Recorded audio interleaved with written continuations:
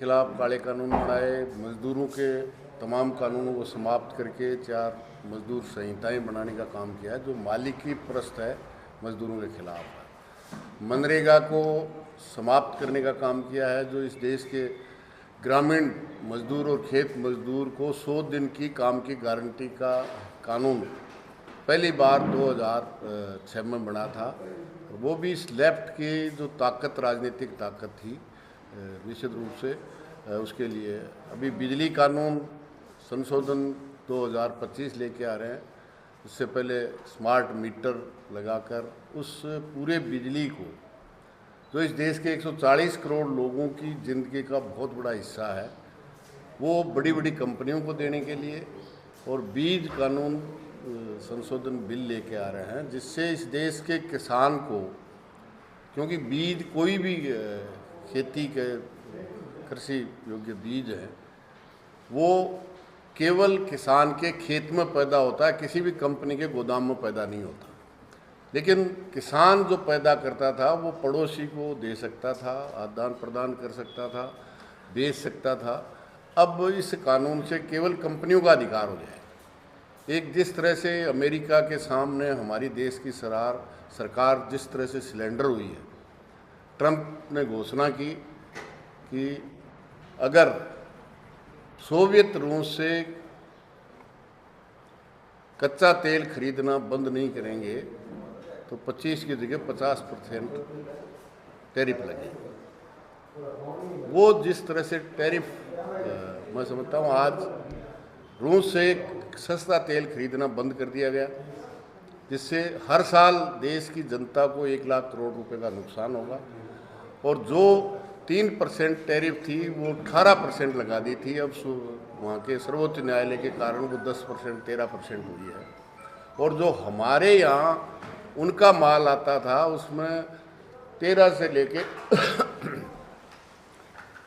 25% जो टैरिफ लगी हुई थी वो समाप्त करेंगे और कम करेंगे, और $500 ट्रिलियन का आयात यहाँ करेंगे, जिसमें कृषि प्रोडक्ट भी हैं।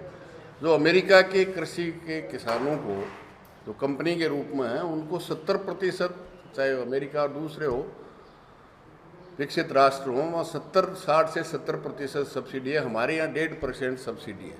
तो निश्चित रूप से जिस तरह का सिलेंडर किया है, मैं समझता हूँ, बाकी तो उन्होंने चाइना पे 100% लगाने की बात की थी।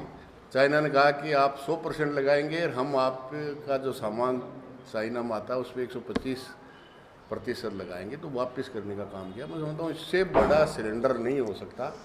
जो कहते थे मोदी का 56 इंच का सीना है, भारतीय जनता पार्टी के समर्थक पूरे देश में कि दुनिया में डंका बज रहा है, और जिस तरह से सिलेंडर किया है, मैं समझता हूँ इस देश की खेती, छोटा उद्योग, मजदूरी सब समाप्त होने की स्थिति में होगा। और इसको लेकर के पूरी भारत की कम्युनिस्ट पार्टी मार्क्सवादी पूरे देश में संघर्ष जत्था यात्रा शुरू किया है, और 24 मार्च को दिल्ली रामलीला मैदान में एक ऐतिहासिक रैली करके सरकार को इस बात के लिए चैलेंज करने का काम करेगी कि सरकार इन नीतियों को बदले जो देशी और विदेशी केवल कंपनियों के पक्ष में है, इस देश की आम जनता के खिलाफ है। ये सब निर्णय, कानून हो, बीज कानून हो, बिजली कानून हो, ये सब के सब उनके खिलाफ है।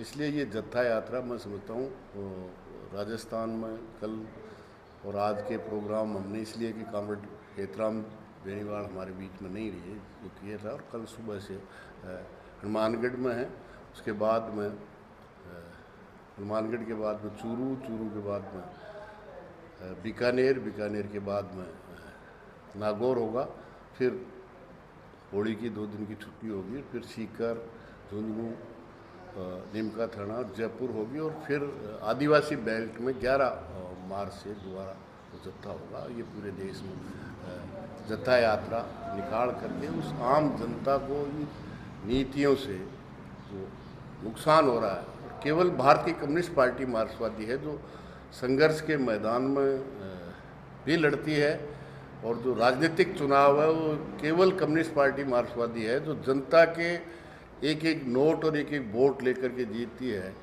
वो मंत्रिमंडल भी ठुकराती है और केवल वो है जो चुनावी बॉन्ड के वक्त केवल और केवल भारतीय कम्युनिस्ट पार्टी मार्क्सवादी है जो ठुकराती है, और देश की प्रधानमंत्री की कुर्सी को भी ठुकराती है। केवल मेहनत कश और देश के हकमत जो संघर्ष करने का सवाल है, मैं समझता हूँ वो हमेशा भारत की कम्युनिस्ट पार्टी के पहले नंबर पे रहा, उसी को जनता के बीच में ले जाकर कोशिश करेंगे कि जनता इनके खिलाफ आए।